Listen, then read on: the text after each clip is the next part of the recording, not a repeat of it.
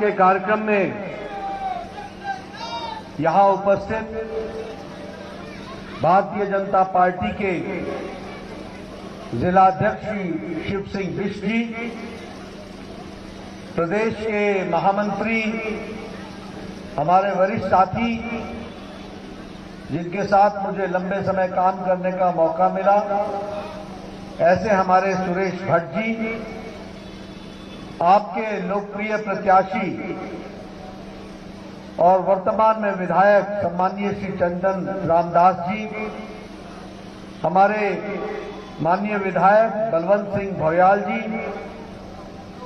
जिला पंचायत की अध्यक्षा श्रीमती बसंती देव जी, श्री सुरेश गड़िया जी जो प्रत्याशी हैं कपकोट से, राम प्रसाद टांटा जी पूर्व विधायक, शेर सिंह गड़िया जी पूर्व विधायक, श्री सुबोध शाह जी विधानसभा संयोजक, श्री दयाल जी विधानसभा प्रभारी, राजेंद्र परिहार जी जिला के महामंत्री, सुरेश जी महामंत्री, श्रीमती हेमा बिष्ट जी ब्लॉक की प्रमुख, गोविंद सिंह जी, श्रीमती पुष्पा देवी जी, इंद्र सिंह जी, गोविंद सिंह जी विधानसभा के प्रभारी कपकोट के, सम्मानित मंच और यहां इतनी बड़ी संख्या में एकत्र आए हमारी मातृशक्ति, माताएं, बहनें, मेरे नौजवान साथी, देवी और सज्जनों, मीडिया के मेरे साथी, प्रिंट मीडिया और इलेक्ट्रॉनिक मीडिया के मेरे साथी, मेरा आज ये सौभाग्य है कि मुझे आज अपने इस बागेश्वर स्थान पर, ऐतिहासिक स्थान, पुण्य भूमि, इस पुण्य भूमि पर आने का मौका मिला, सौभाग्य मिला और आप सबके दर्शन करने का मौका मिला। आप सबका बहुत बहुत अभिनंदन और स्वागत।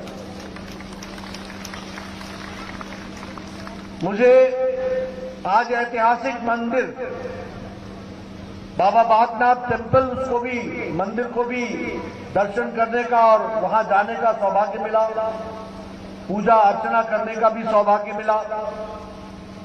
और मैं धन्य इसलिए हुआ कि मुझे आज सरयू और गोमती के मिलन स्थान पर उसका भी दर्शन करने का मौका मिला और इसके साथ इस स्थान पर आने का मौका मिला।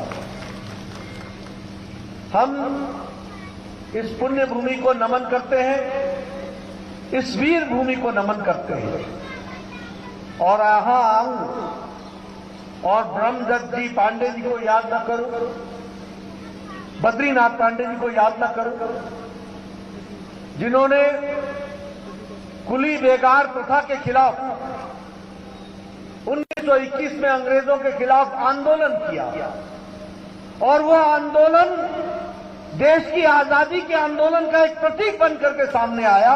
इसके ऐसे स्थान को भी मैं नमन करता हूं। आज रामदत्त जोशी जी को, मोहन सिंह मेहता जी को और हमारे भारत रत्न पंडित गोविंद बल्लभ पंत जी को और कालू महाराज जी को, जिन्होंने क्रांतिवीर सेना के नाम से एक बहुत बड़ा आंदोलन चलाया, ऐसे वीर सपूतों को आज जब मैं बागेश्वर में आया हूं इस पवित्र धरती पर, तो मैं करोड़ों भारतीय जनता पार्टी के कार्यकर्ताओं की तरफ से इस पुण्य भूमि को नमन करता हूं और आशीर्वाद देता हूं। आज ये चुनाव का समय है, जब मैं उत्तराखंड में आऊं जहां हर घर से सैनिक है, जिस उत्तराखंड को बहुतायत में महावीर चक्र, अशोक चक्र मिलने का सौभाग्य मिला है, तो ऐसे वीर सपूतों को भी मैं नमन करता हूं, जिन्होंने देश की रक्षा के लिए और देश के सरहद को संभाले रखने के लिए अपना सर्वस्व बलिदान दिया है और देश की रक्षा की है। ऐसे महान सपूतों को भी हम याद करते हैं। आज मैं चुनावी सभा में आया तो मुझसे पहले बिष्ट बोल रहे थे, चंदन दास जी बोल बैठे थे, तो मैंने पूछा कि चंदन दास जी ने क्या बोला। तो पता लगा कि उन्होंने ये बताया कि उन्होंने क्या क्या काम किए हैं।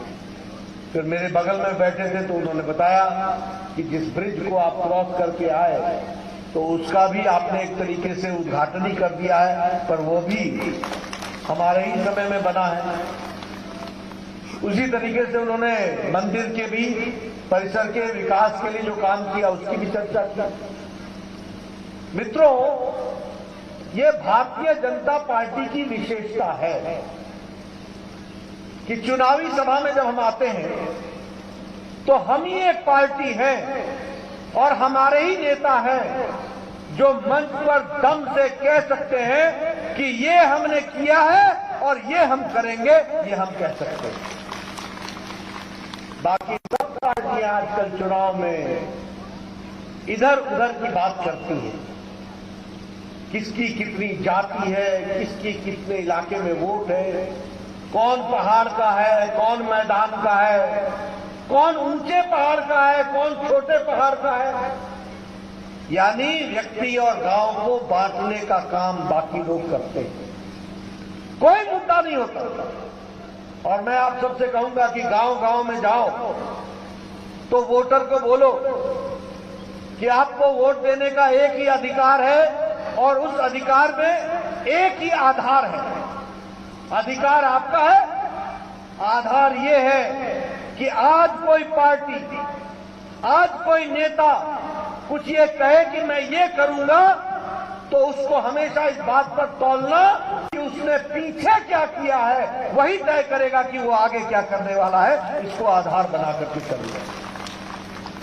और जब मैं ये बात कहता हूं तो मैं गौरव के साथ कह सकता हूं कि ये हमारी पार्टी है जो रिपोर्ट कार्ड लेकर के जाती है जनता के बीच में और बोलती है, तुमने 5 साल पहले हमको भेजा था, अब ये लो हमारा रिपोर्ट कार्ड, ये लो हमारा काम, और फिर हमारे को आप रिन्यू करो हमारा कार्ड और अगले 5 साल के लिए भी हमें तैयार करो, आशीर्वाद दो। इस बात को हम लेकर के जाते हैं। और फिर मैं यहां आंकड़ों समेत सारी बातें बताने आया हूं और मैं चाहूंगा कि मीडिया के लोग इन सारे आंकड़ों को बड़े इत्मीनान और तफसील से सुने। ये चंदन दास जी को एमएलए बनाने के लिए मैं नहीं आया हूं, ये किसी को कुर्सी पर बैठाने नहीं आया हूं। इनके माध्यम से उत्तराखंड को नई छलांग लगा करके आगे बढ़ाने आया हूं। और इसलिए उन आंकड़ों को सुनना हमारा और उनको जनता तक पहुंचाना हमारी जिम्मेवारी है। हमारी पार्टी, दूसरी पार्टियां क्या है? सारी पार्टियां आज वंशवाद की पार्टी बन गई है। कोई पार्टी उठा लो, ये भारतीय जनता पार्टी है। बाकी पार्टियों में क्या है? परिवार ही पार्टी है। आप ऊपर से उठाओ, जम्मू कश्मीर से नेशनल कॉन्फ्रेंस, पीडीपी, नीचे आओ लोकदल, नीचे आओ समाजवादी पार्टी, उससे नीचे चले जाओ, परिवार की ही पार्टियां हैं। और मैं यहां दावा करता हूं कि इंडियन नेशनल कांग्रेस भी अब राष्ट्रीय नहीं रह गई है, यह अभी परिवार की पार्टी हो गई है, भाई बहन की पार्टी हो गई और कोई इसमें नहीं है। ये भी हमको याद रखना चाहिए। लेकिन हमारी पार्टी है, जहां हम कहते हैं उनके यहां पार्टी ही परिवार है, उनके यहां परिवार ही पार्टी है और हमारे यहां पूरी पार्टी ही परिवार है। इसको हमको याद रखकर चलना चाहिए। और इसलिए मैं कहता हूं कि हम हैं जो गरीब की चिंता करते हैं, हमारी पार्टी है जो वंचित की चिंता करती है, हमारी पार्टी है जो दलित की चिंता करती है, हमारी पार्टी है जो पिछड़े की चिंता करती है, हमारी पार्टी है जो समाज के अंतिम पायदान पर खड़ा व्यक्ति है उसकी चिंता करती है, हमारी पार्टी है जो शोषित की चिंता करती है, हमारी पार्टी है जो माताओं और बहनों की चिंता करती है, हमारी पार्टी है जो युवाओं की चिंता करती है। इसको हमको हमेशा ध्यान में रख करके विचार करना चाहिए और उसकी दृष्टि से पार्टी को जोड़ना चाहिए और पार्टी से जुड़ना चाहिए। मैं आंकड़ों के साथ बताना चाहता हूं, जब ये जनधन योजना आई तो लोगों ने मोदी जी के खिल्ली उड़ाने का प्रयास किया कि क्या भारत का प्रधानमंत्री अब बैंक में खाते खुलवा रहा है, क्या होगा इससे? मित्रों, 1971 में श्रीमती इंदिरा गांधी ने कहा था कि मैं बैंक को नेशनलाइज कर रही हूं, राष्ट्रीयकरण कर रही हूं, इससे गरीबों का भला होगा। 1971 से 2014 तक बैंक में जाने वाले गरीब लोगों की संख्या 3.25 करोड़ थी।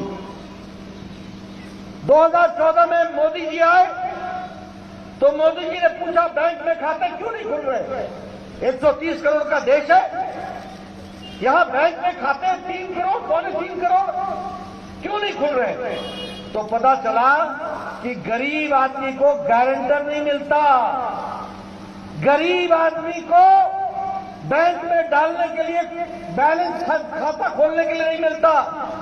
मोदी जी ने कहा 0 बैंक बैलेंस पे जनधन का खाता खुलेगा और तुम्हारा गारंटर भारत सरकार होगी, मैं होऊंगा और तुम खोलो। यही जनधन खाता आज 40 करोड़ हो गया, 40 करोड़, 3.25 करोड़ से बढ़कर। और जब कोरोना आया, मैं बोल रहा हूं ना गरीबों की पार्टी है, जब कोरोना आया तो मोदी जी ने 20 करोड़ बहनों के खाते में लॉकडाउन में पूरे 3 महीने में 500 रुपए भेज करके उनका सुदृढ़ीकरण किया। ये हमको याद रखना है। भेजा था कि नहीं भेजा था मोदी जी ने 500 रुपए? भेजा था नहीं भेजा था? ये बहनों के खाते में 20 करोड़ बहनों के खाते में, और उत्तराखंड में ये 26,83,000 बहनों के खाते में उस समय भेजा गया। कितना? 26,83,000 खातों में 500 रुपए 3 महीने के लिए भेजा गया। हम स्वच्छ भारत की बात की, मैं गरीबों की बात कर रहा हूं। जब हमने स्वच्छ भारत की बात की, लाल किले से प्रधानमंत्री जी ने कहा, तो फिर लोगों ने मौखार बनाया। ये जो चांदी के चम्मच से, जो चांदी का चम्मच मुंह में लेकर के पैदा हुए ऐसे अमीर लोगों को स्वच्छता अभियान कहां समझ में आए? गांधी स्वच्छता की बात कर गए, लेकिन महात्मा गांधी के बाद जितने गांधी आए उन्होंने स्वच्छता में कुछ नहीं किया। मोदी जी आए तो मोदी जी ने स्वच्छता अभियान फिर से शुरू की, और आपको जानकर के खुशी होगी। पहले तो आप जानिए भारत का हाल। 1966 में हमारे वरिष्ठ socialist leader doctor Ram Manohar Lohia ने 60 के दशक में भाषण देते हुए कहा था कि मुझे शर्म आती है कि भारत की महिलाएं अपने दैनिक शौच के लिए, दैनिक निवृत्त होने के लिए दैनिक क्रम से सड़कों पर जाती हैं, खेतों में जाती हैं, और जब मेरी गाड़ी गुजरती है तो झुंड की झुंड महिलाएं निकलती हैं अपने दैनिक नित्य क्रम को करने के लिए। मैं शर्म से मेरा सर झुक जाता है। ये राम मनोहर लोहिया ने 60 के दशक में कहा था। किसी ने सुन नहीं ली। मोदी जी ने 11 करोड़ शौचालय इज्जत घर बना करके 11 करोड़ महिलाओं को इज्जत प्रदान करने का काम किया, तो मोदी जी ने किया है।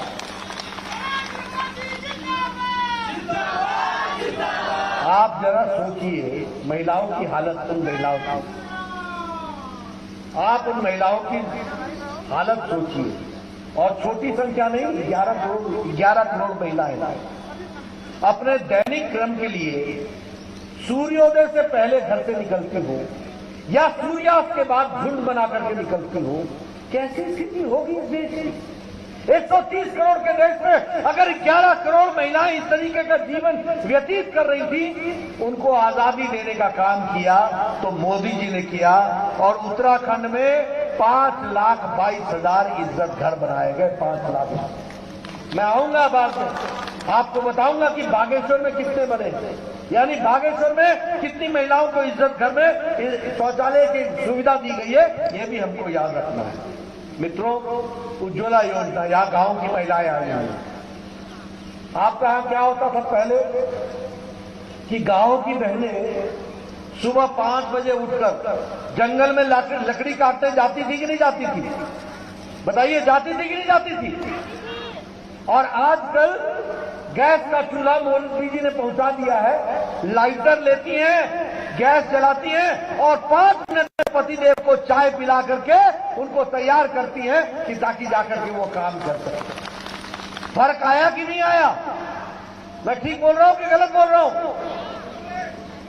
मैं आपको बताना चाहता हूं, जब पशु में गांव का रहने वाला हूं, मैं आपको गांव की किस्से बना चाहता हूं। मैं जब 20 साल का था तो मेरे गांव और मेरे आसपास के गांव में कोई ऐसा गांव नहीं था जहां कोई न कोई महिला लकड़ी काटते हुए किसी पेड़ से गिरकर या तो पांव न तोड़वाया हो या अपाहिज न हुई। हर गांव में एक न एक महिला मिल जाती थी। मैं ठीक बोल रहा हूं कि गलत बोल रहा हूं? मैं ठीक बोल रहा हूं कि गलत बोल रहा हूं? आजकल गैस का कनेक्शन, घर में चूल्हा, लाइटर जलाओ, भोजन पकाओ और चलते बने। पुराने समय में माताएं जब हमारे माल मवेशी, यहां क्या बोलते, माल मवेशी बोलते, हमारे जब गौएं भैंस सब चर करके वापस आती थी तो जो वो रास्ते में गोबर करती थी तो माताएं उस गोबर को उठाती थी, उसके लिए दौड़ती थी कि ये गोबर उठाया जाए और इसको उठा करके कंडा बनाती थी। कंडा जानते हैं आप लोग? यहां कंडा बोलते हैं, क्या बोलते हैं? गोईठा, कंडा ही बोलते हैं। कंडा बनाती थी ताकि उनका चूल्हा जल सके। आजकल न गोबर उठाना पड़ता है, न कंडा बनाना पड़ता है, लाइटर जलाना पड़ता है। और उत्तर प्रदेश में, उत्तराखंड में, सारे देश में मोदी जी ने 10 करोड़ गैस के सिलेंडर दिए और उत्तराखंड में 3,65,000 गैस के सिलेंडर दिए। ये भी हमको हमेशा याद रखना चाहिए। सौभाग्य योजना, बिजली की योजना, आप सब गांव के लोग होंगे, एक मकान भाई का भाई से बंटवारा हो जाता है, एक भाई नया मकान बनाता है, उसको बिजली का कनेक्शन चाहिए होता है कि नहीं होता है? 18,000 गांव बगैर बिजली के थे 2014 से पहले। मोदी जी ने 1000 दिन में 18,000 गांव को बिजली से जोड़ा। और यही नहीं, 2 करोड़ 62 लाख घरों में बिजली पहुंचाई। और उत्तराखंड में 2,48,000 गांव में बिजली पहुंचाई, घरों में बिजली पहुंचाई। उत्तराखंड में 2,48,000। पहले क्या होता था, जेई अपना हक समझता था। जेई मतलब जूनियर इंजीनियर, उसको हम लोग एई भी बोलते हैं, असिस्टेंट इंजीनियर। एहसान मारता था, बिजली दे देंगे, तार है तेरे पास? गांव के लोगों को बोलते थे कि नहीं बोलते थे? फिर बोलते थे अच्छा 200 मीटर तार लगेगा, 100 मीटर तू खरीद, 100 मीटर मैं सरकार की ओर से दूंगा। जैसे अगर सरकार की ओर से दे रहा है तो बड़ा एहसान कर रहा है। आज सौभाग्य योजना आने के बाद मोदी जी ने कहा, तार भी मेरा, खंभा भी मेरा, बिजली तुम्हारी, घर तुम्हारा, तुम्हारे घर में बिजली पहुंचाना हमारा काम है।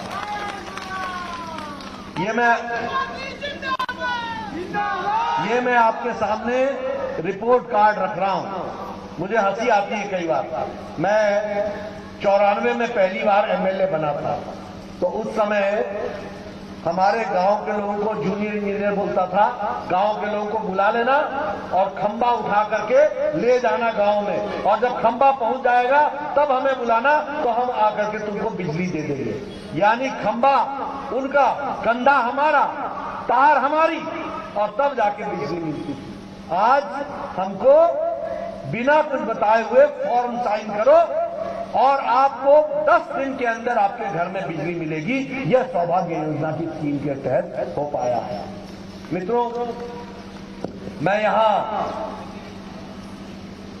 सैन्य, जिसको बोलते हैं वीर भूमि में आया हूं, तो मैं यह भी आपको बताना चाहूंगा कि 1 रैंक 1 पेंशन, यहां फौजी भाई बैठे हैं, फौजी भाई हैं बैठे हुए?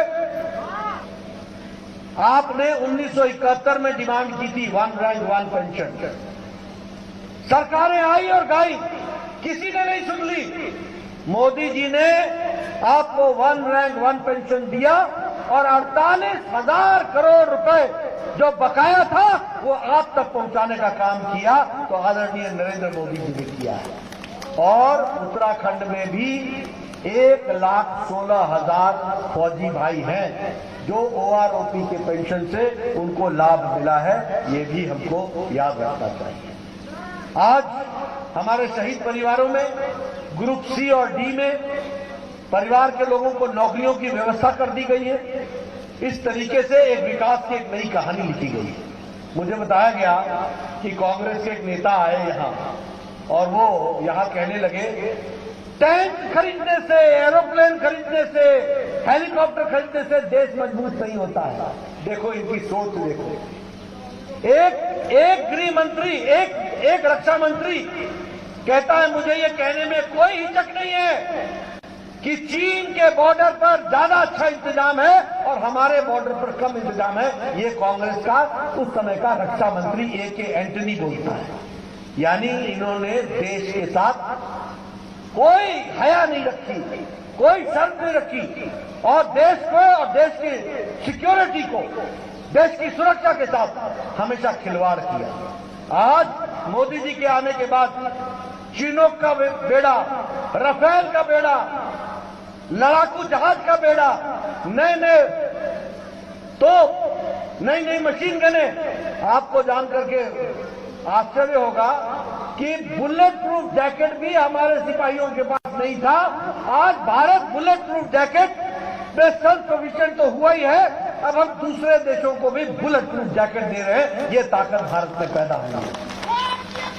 और 14,000 किलोमीटर की सड़क मोदी जी ने ऑल वेदर रोड पाकिस्तान और चाइना के बॉर्डर पर बना करके दी है ताकि एक दिन के अंदर हमारा फौजी बॉर्डर पर पहुंच सके और लड़ने के लिए तैयार है जिसको जैसा होगा। और मोदी जी ने तो कहा ही था कि तुमने बहुत बड़ी गलती की है, घर में घुस कर मारूंगा और सर्जिकल स्ट्राइक और बाकी ऑपरेशन भी आप सबके सामने है। ये है फर्क। मित्रों, ये जो अभी 3 दिन 4 दिन पहले बजट आया, इसमें 25,000 किलोमीटर एक साल में हाईवेज बनेंगे। 25,000 किलोमीटर, 20,000 करोड़ रुपए इसमें खर्च होगा। हर घर नल में लगभग 3 करोड़ 80 लाख लोगों को एक साल में घर पे नल मिलेगा। 60,000 करोड़ रुपए इसमें भी खर्च होगा। और इसी तरीके से प्रधानमंत्री आवास योजना में 80 लाख घर एक साल में बनेंगे और उसमें भी 48,000 करोड़ रुपए खर्च होगा। कौन किसको पक्का मकान मिलेगा? गरीब लोगों को मिलेगा। क्या मकान मिलेगा? रसोई घर, शौचालय, बेडरूम, आगे टेरेस, साथ में गैस का चूल्हा। आप बताइए। और एक बात और सुन लीजिए, महिला शक्तिकरण। ये घर का मालिक नहीं होगा। ये प्रधानमंत्री आवास योजना का मालकिन होगी, घर की मालकिन होगी। इसको भी हमको याद रखना चाहिए। ये है महिला सशक्तिकरण। आपको जानकर के खुशी होगी कि ये जो 3-4 दिन पहले बजट आया, इसमें 60 किलोमीटर पहाड़ी क्षेत्र में रोपवे बनेगा और ये रोपवे टूरिस्ट को बढ़ाएगा। उत्तराखंड में टूरिस्ट को बढ़ाएगा। यह रोपवे भारत के फौज को बॉर्डर तक पहुंचने में मदद करेगा। यह रोपवे ट्रांसपोर्टेशन में आगे बढ़ाएगा और उत्तराखंड इसमें से पूरा लाभ उठाएगा। धामी जी की सरकार में इसको भी हमको अपने ध्यान में, अपने जहन में रखना चाहिए। आपको जानकर खुशी होगी कि रानीबाग, हनुमानगढ़ी, नैनीताल, ये 12 किलोमीटर का रोपवे जो है इस पर काम शुरू हुआ है। गौरीकुंड से लेकर केदारनाथ तक 8.5 किलोमीटर का बन रहा है। उसी तरीके से गोविंद घाट से गंगरिया तक 8.8 किलोमीटर का इसका भी काम चल रहा है। इसके आने से टूरिस्टों की बहुतायत भी होगी, आगे भी बढ़ेगा, वो भी हमको ध्यान रखना। कल मैं गंगोत्री में था। गंगोत्री, यमुनोत्री, केदारनाथ, बद्रीनाथ, 4 धाम और 4 धाम को जोड़ने के लिए 889 किलोमीटर की सड़क, 12,000 करोड़ रुपए खर्च होंगे और 2022 में यह सड़क 4 लेन सड़क उत्तराखंड को मिल जाएगी। ये भी हमको अपने जहन में रखना चाहिए, ये भी हमको ध्यान में। बोलिए, ये सड़क बनने से उत्तराखंड का टूरिज्म बढ़ेगा कि नहीं बढ़ेगा? विकास होगा कि नहीं होगा? नए हमारे अवसर पैदा होंगे कि नहीं होंगे? तो इस बात को ध्यान में रख करके राजनीति में, ये मैं रिपोर्ट कार्ड आपके सामने रखता हूं। नेहरू जी ने all India institute of medical sciences बनाया था, उसके बाद किसी ने सुध नहीं ली। ये अटल बिहारी वाजपेयी आए जिन्होंने ऋषिकेश में all India institute of medical sciences बनाया, और कोरोना के समय यही all India institute of medical sciences ने उत्तराखंड की रक्षा की। ये भी हमको याद रखना है। और अब मोदी जी आए हैं जो उधम सिंह नगर में सैटेलाइट सेंटर इसी all India institute of medical sciences का खोल रहे हैं, ये भी हमको ध्यान रखना चाहिए। स्वास्थ्य की दृष्टि से देखें, बाकी दृष्टि से देखें, किस किस तरीके से विकास हो रहा है। अब सुनिए, ऋषिकेश से लेकर कर्णप्रयाग तक रेल लाइन का काम ये भी शुरू हो गया है। नमामि गंगे का काम 521 करोड़ रुपए का, वो भी शुरू हो गया है। केदारपुरी की तस्वीर बदल रही है। पहले फेज में मोदी जी ने 225 करोड़ रुपए खर्च किए, दूसरे फेज में 183 करोड़ रुपए खर्च होगा। उसी तरीके से डोईवाला से लेकर देखिए तराई से लेकर यमुनोत्री तक एक रेल का प्रोजेक्ट बन रहा है और 30,000 करोड़ रुपए खर्च होंगे। उसी तरीके से टनकपुर से लेकर बागेश्वर की बागेश्वर रेलवे लाइन, इसके लिए भी लोकेशन सेट हो गया है, तो यह भी अब बनने के लिए इसका भी काम शुरू हो रहा है। मित्रों, ये विकास की एक नई कहानी है। आज उत्तराखंड में लॉ यूनिवर्सिटी आ गई, आज उत्तराखंड में प्लास्टिक की इंजीनियरिंग की सेंटर खुल गया, आज 3 डॉक्टर उत्तराखंड में लग गए। एक तरीके से नया उत्तराखंड खड़ा हो रहा है और उसको आगे बढ़ाने की जरूरत है। कोस्ट गार्ड रिक्रूटमेंट सेंटर अब उत्तराखंड में खुल गया। उसी तरीके से नेशनल लॉ यूनिवर्सिटी मैंने कहा वो खुल गई है। नेचुरल फाइबर अल्मोड़ा में उसका भी खुल गया है। आदि शंकराचार्य जी की मूर्ति का अनावरण और उनकी समाधि जो बनाई गई उसका भी अनावरण हुआ है, वो भी आपने देखा है। और उसके साथ साथ केदारनाथ का कितना विकास हो रहा है वो भी देखा है। उधम सिंह नगर में एक नया एयरपोर्ट बन रहा है और विकास की दृष्टि से उसको भी जोड़ने का काम चल रहा है। हमारे टीचर भाइयों के लिए जो गेस्ट टीचर्स थे उनकी तनख्वाह 15,000 प्रति माह से बढ़ाकर 25,000 कर दी गई है। बच्चों को 10वीं 12वीं में टैबलेट मिलेगा, लैपटॉप मिलेगा, ताकि वो अपना पढ़ाई कर सकें। मुफ्त शिक्षा दी जाएगी। एक विद्यालय और विद्यार्थी की दृष्टि से एक नए विकास की बात को हम आगे बढ़ा रहे हैं। मित्रों, मैं आपसे एक ही बात कहने आया हूं। जो लोग राम को काल्पनिक कहते थे, जो लोग राम जन्मभूमि को बनाने में अटकाते थे, भटकाते थे, लटकाते थे, आजकल जहां जाते हैं या तो मंदिर में चंदन लगा करके घंटी बजाते हैं या फिर जाकर के गंगा की आरती करते हैं।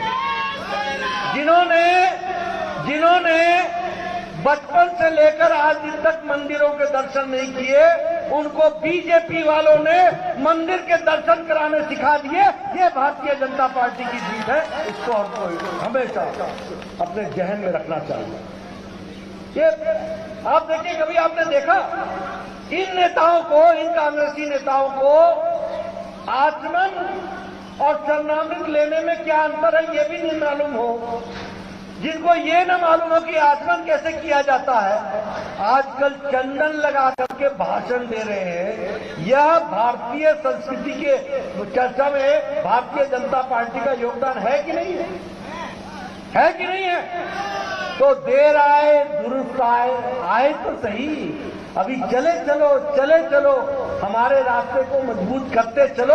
आप मजबूत करेंगे, ये तो पीछे पीछे आएंगे, इनकी चिंता मत करना, आप बढ़ने की कोशिश करें।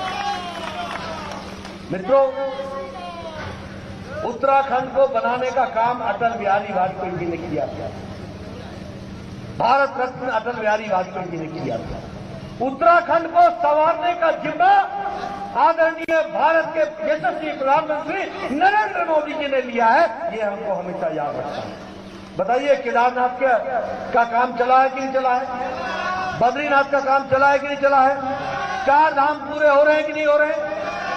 विकास की नई गंगा बह रही है कि नहीं बह रही है? लॉ यूनिवर्सिटी बन गई कि नहीं बन गई?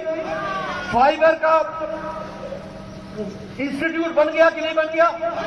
उसी तरीके से प्लास्टिक इंस्टीट्यूट का काम शुरू हो गया कि नहीं हो गया? एक नए विकास की उछाल लगाने के लिए उत्तराखंड खड़ा है। और प्रधानमंत्री मोदी जी ने कहा है अगला दशक उत्तराखंड का रहने वाला है, उत्तराखंड आगे बढ़ने वाला है। आप इस वाक्य के महत्व को समझो। अगला दशक उत्तराखंड का रहने वाला है। इसका मतलब ये हुआ कि चाहे बागेश्वर हो, चाहे गंगोत्री हो, चाहे यमुनोत्री हो, चाहे बद्रीनाथ हो, चाहे केदारनाथ हो, चाहे चमोली हो, चाहे अल्मोड़ा हो, चाहे कुमाऊं हो, सारे इलाके का विकास और विकास कमल के निशान के साथ जुड़ेगा।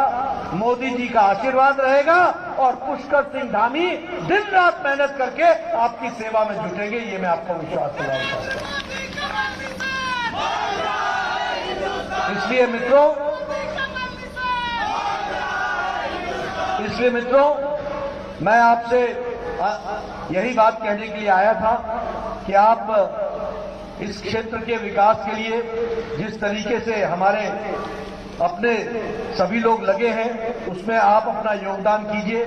मैं यहां यह भी बताना चाहूंगा कि बागेश्वर में 9,600 हमारे स्वच्छ भारत में इज्जत घर बने हैं। 34,000 किसानों को प्रधानमंत्री किसान सम्मान निधि में 2-2 हजार रुपए के हिसाब से 10 किश्तों में लगभग उनको 33 करोड़ रुपए बागेश्वर में किसानों के खाते में पहुंचाया गया है। उसी तरीके से सौभाग्य योजना में 6,760 घरों को इलेक्ट्रीफाई किया गया है। इसी तरीके से ये नौजवानों को सुनने लायक है विषय। इसी तरीके से प्रधानमंत्री कौशल विकास योजना में 3,634 कैंडिडेट्स को ट्रेनिंग दी गई है बागेश्वर में और उसमें से 2,381 कैंडिडेट पास हुए हैं और उसमें से 1,523 कैंडिडेट को नौकरी मिली है। यानी 63% लोगों को यहां पर जिन्होंने ट्रेनिंग की उनको नौकरी दी गई है। इस तरीके से विकास को आगे बढ़ाने का काम किया है। मैं सिर्फ आपसे एक ही निवेदन करना चाहता हूं कि हमारे अपने जो प्रत्याशी हैं, ये सुलझे हुए हमारे अपने जो नेता हैं, इनको हमको समर्थन देना है। आप सब बताइए ये मृदुभाषी है कि नहीं है? आप बताइए ये आपकी दिन रात चिंता करते हैं कि नहीं करते? ये इन्होंने आपकी सेवा की है कि नहीं की है? इनको आपने मजबूती प्रदान करनी है कि नहीं करनी है? इनके माध्यम से उत्तराखंड का विकास करना है कि नहीं करना है? और इनको जिताना है तो कमल के निशान को याद रखना है।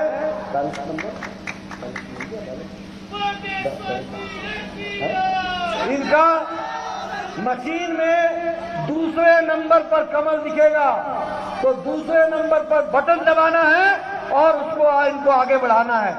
उसी तरीके से हमारे अपने कपकोट के कैंडिडेट हैं, इनका भी पूरा समर्थन करना है, कमल के निशान पर वोट देकर के जिताना है। बहुत बहुत धन्यवाद। जय भारत, जय उत्तराखंड।